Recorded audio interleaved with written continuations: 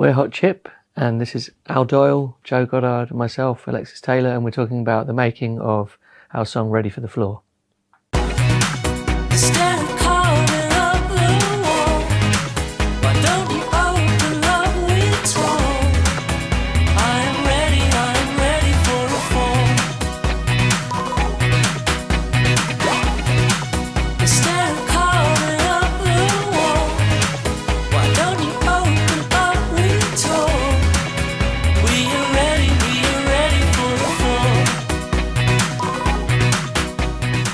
So Ready for the Floor was from our third album, Made in the Dark, and some of that we would have recorded in your old place in Kentish Town. I remember us doing Shake a Fist and various tracks made in the dark, and loads of songs were there, or started there.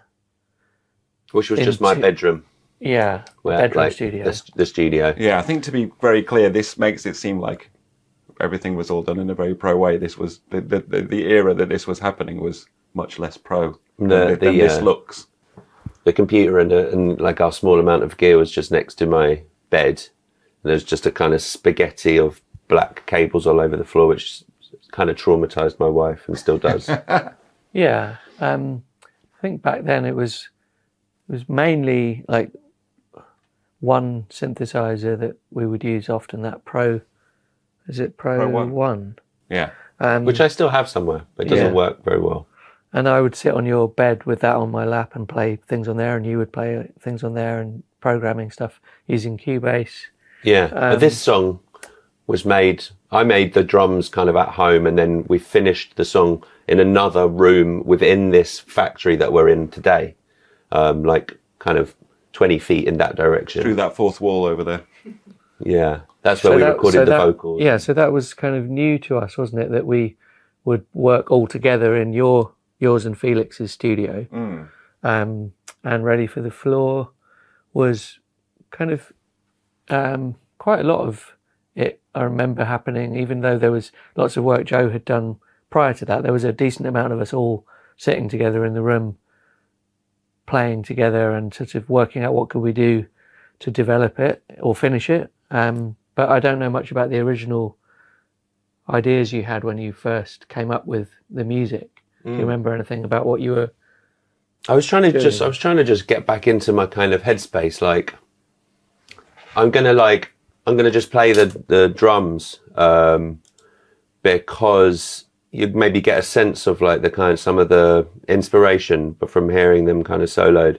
I made these drum tracks a lot using this like Arturia soft synth version of a Moog Modular synthesizer, and later we bought one of these Moog Modular synths, which is kind of on the far wall of the studio.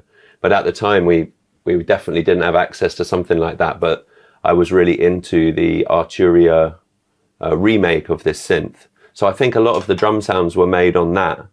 Like I'm going to play the drum track in totality, and then I could break it down.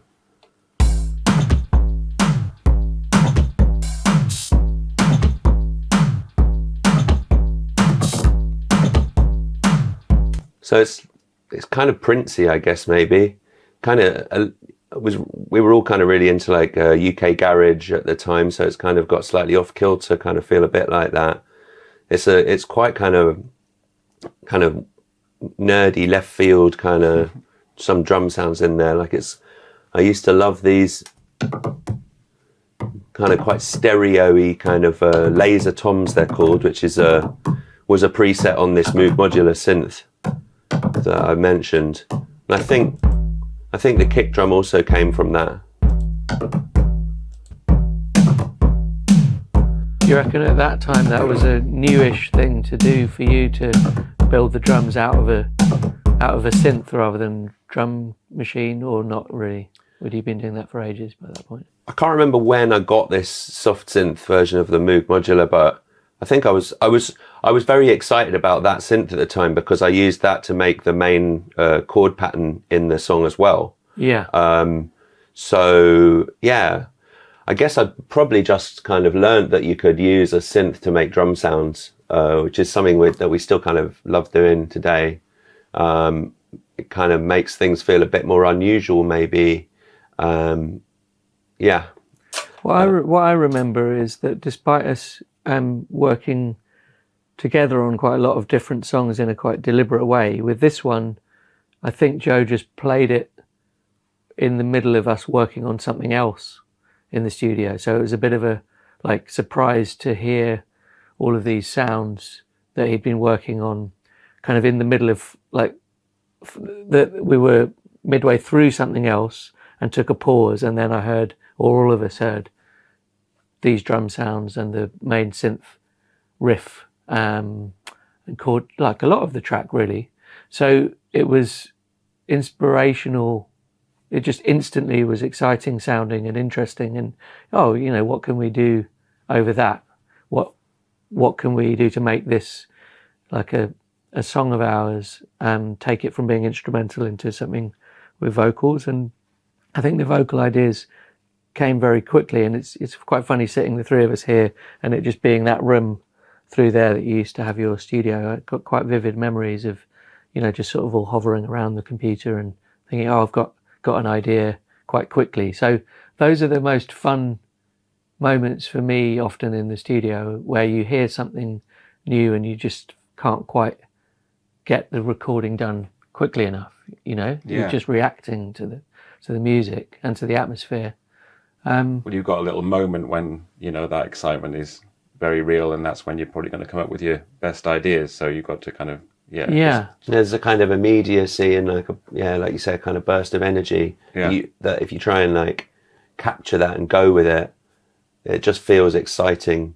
And I guess it also helps having the band all there together at that moment, feeling this kind of burst of energy for everyone to kind of feel on the same page and excited and inspired.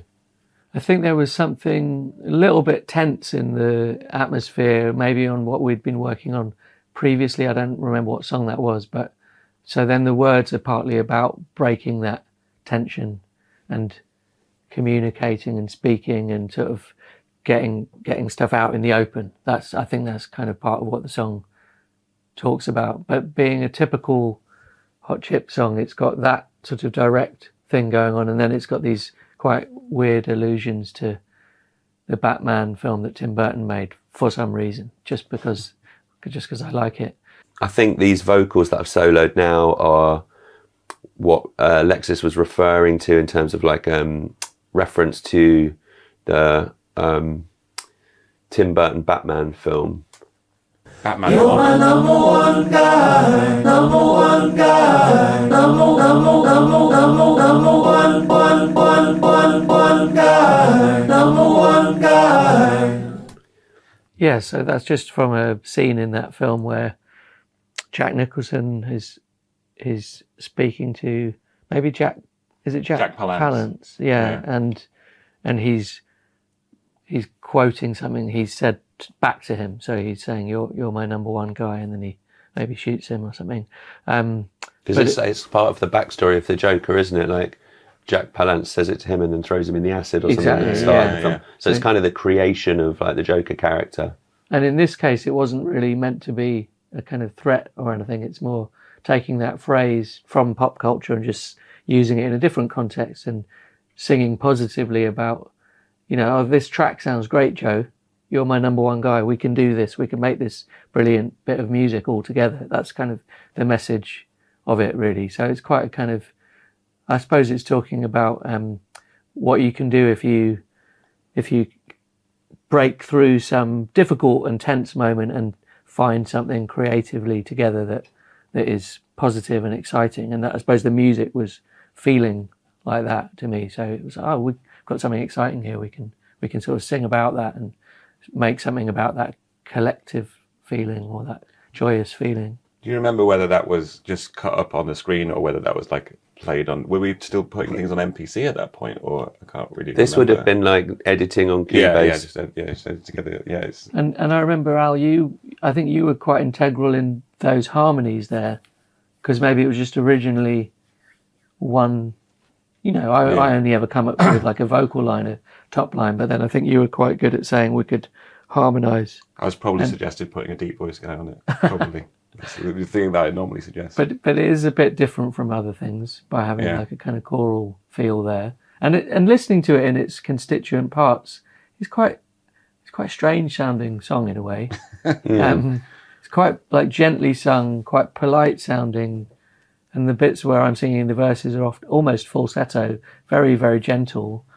But then you wouldn't really write down as an idea, let's have falsetto, gentle vocals, referencing the Batman film, singing about a kind of brotherly kind of connectedness, and try and be inspired by garage music and Prince. It's like it's just where our different heads were at, maybe, that all those things come together. And then some sounds, we've talked about those sounds you mentioned, Joe. There's also sounds from a keyboard that I bought for Joe for £2 at the car boot sale. I could just play that. Yeah. I think we were on the Isle of Wight playing the Big Chill Festival or maybe Bestival, and I went to a car boot sale and found that keyboard. And there's a couple of sounds that came from this called a Casio CZ101, like an old early digital Casio. There's this one that we all think sounds like a cow. Oh yeah, that's the Yamaha one.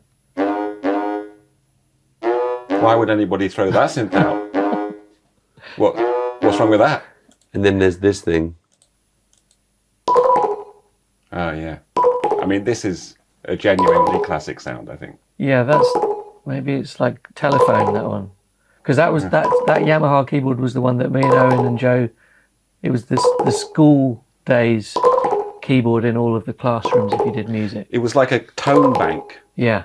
I don't know how old you guys are, but this is a thing that they used to have. Because it was like... I literally have got one at home. Oh, right, yeah, but this was like, it was kind of like, I don't know, it would have been like 80s or early 90s or something like that. You would get them in classrooms because they will probably cost so little that, like, you know, that you could get like 5 or 6 of them and people would gather around. But basically, the joy of it was really just scrolling through playing the exact same thing and scrolling through the presets.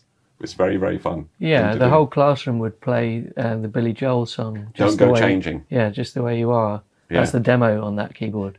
And it would demonstrate all of these different sounds. Yeah, and it would get to the bit where it would play the wave sound. Or or the car horn sound.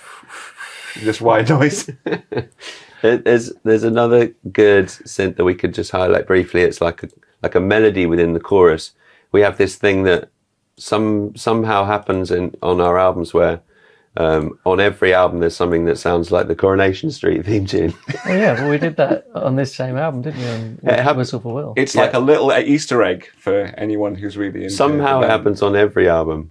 And look out for it. And like you not drinking tea, I've never seen Coronation Street. It's a little fact. So this one, growing up in Leeds, you had to say it was a religion. This one's like, you know, it's not.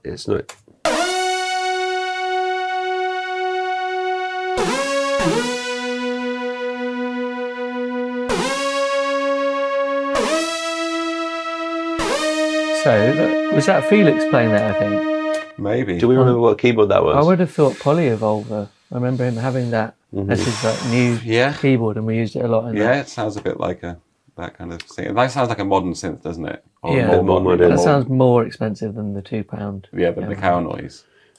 Then there's an organ drone. I wonder which of our like organy type keyboards did this all.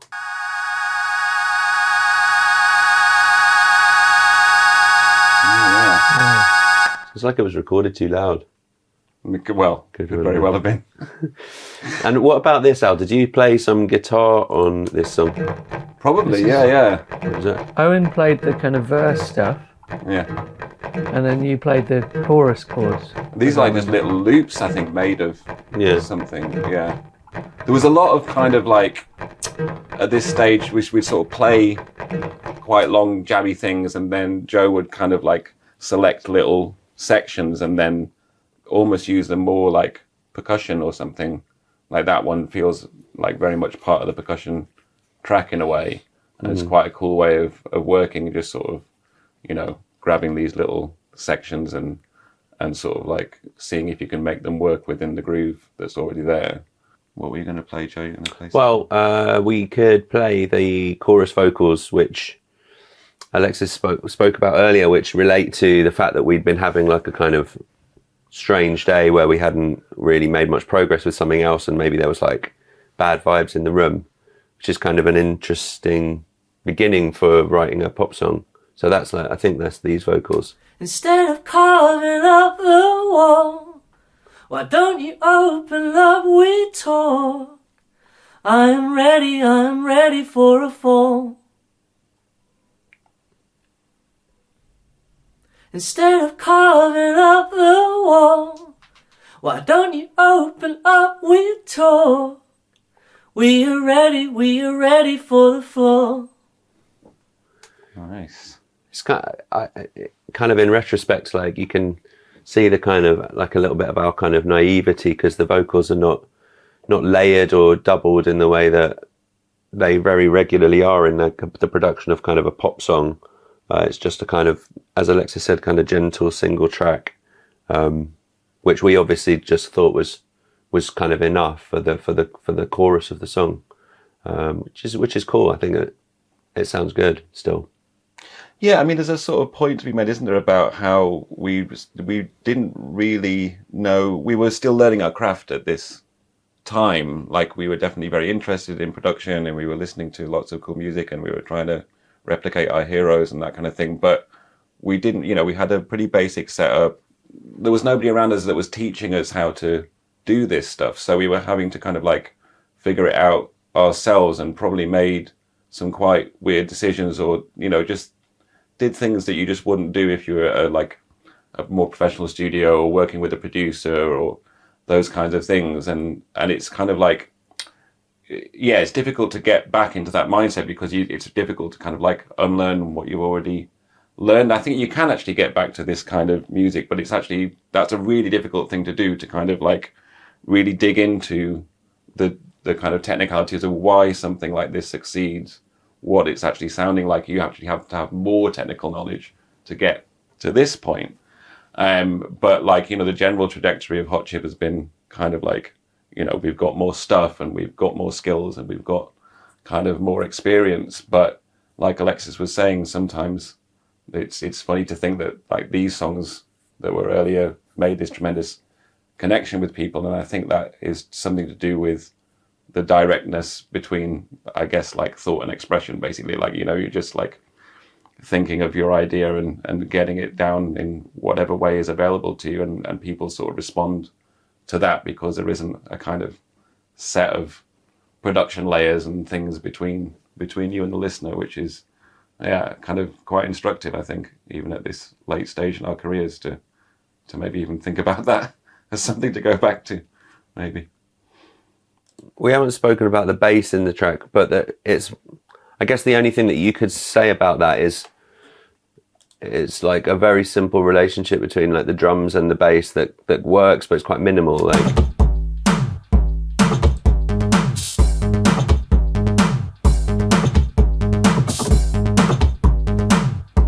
yeah, the bass is very much part of the drums again, there, isn't it? It's just like, imagine that as being another tune tom or something.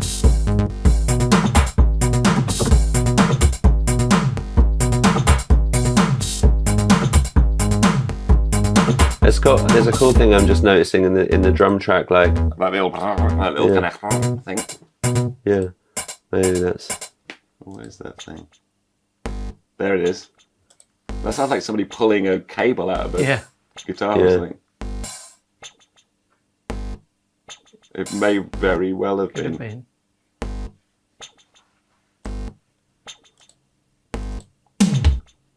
Yeah. The drum tracks have this kind of jerky character, maybe a bit like a band like Yellow or something like that, kind of. And it's much more like electro pop than it is like other things we might have gone on to do. It doesn't have acoustic drums in the mix. It doesn't have such a sort of strong. It barely has any acoustic instruments in it, does it? I mean, it ends up sounding quite sort of sparse. Yeah.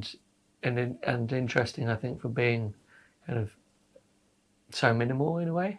Like even that hi-hat, is that a real hi-hat? What's that yellow guy there?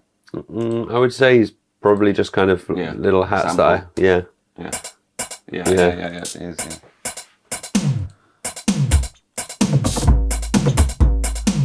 What about that organ bass that comes in? Yeah, that's in the verses, I guess. Oh, just a big sort of. That's definitely like a real kind of organ. Oh, that's somebody leaning down and pressing it with their hands or something, or maybe it was the pedals on the that organ that came with the room. Maybe. Yeah, exactly. You had that for a long time. That When I moved into the studio that's through the wall. There was just an organ in there, not unlike the one that's out there right now. And so somebody had just left it there because everyone was throwing out their organs. And just the bass on the organ pedals is really good. Yeah, organ donors, yeah. People left loads of stuff in that room. It's weird. But anyway, we reap the benefit. Obviously, we've been playing this song live for many years, and we've gone through a lot of different kind of iterations of the song. There was a period where we tried to make it more like a kind of techno record and a kind of longer extended version and kind of lengthen breakdowns and treat it more like a kind of dance remix. I remember that being a really, really fun version to play that we played for like a couple of years potentially. And we don't really ever want to kind of prescribe particularly what anyone does within the live version. We like the live versions to be potentially kind of different to the records often, and just to kind of amplify the song and make it as exciting as possible for the live show, you know. So there have been various kind of additions to the song when we've played it live, and most recently we've played a version that features more acoustic bass and electric guitar, as well as these kind of synthesized elements. So it kind of sounded a bit more in the kind of world of like an indie kind of track for a while. Just again to try to kind of make the song feel as real and as exciting and kind of rhythmically interesting as possible. We also occasionally go into cover versions of other songs at the end of this, like we for a while were playing a little bit of a William Onyeabor track at the end of this song that we kind of tacked on because it felt like an exciting thing to do, which I think Alexis probably began by just improvising without us really talking about it, and then we began to incorporate that into the live version of the song. So our rehearsals for a long time were quite chaotic affairs where we were kind of trying to improvise around the structure of the song, and things could become quite different. I think we often learn quite quickly that whatever happens in the recorded version is one thing, but that maybe it doesn't translate to live if you just have those elements and you just try and do them as close to the record as possible. So I feel like the guitar part that you always played live, Al, probably came to life in the live version. There is some of it on the recording, but it probably becomes its own thing. It evolved a bit, didn't it? Into something that gives more energy and more kind of, something funky and live to play every show. And I love how it sounds on the recording, but maybe if you just rendered that live, you might have a lot of backing tracks and a couple of keyboard parts and some vocals. So we're often thinking, well, what do we want to play? How can we reinterpret it?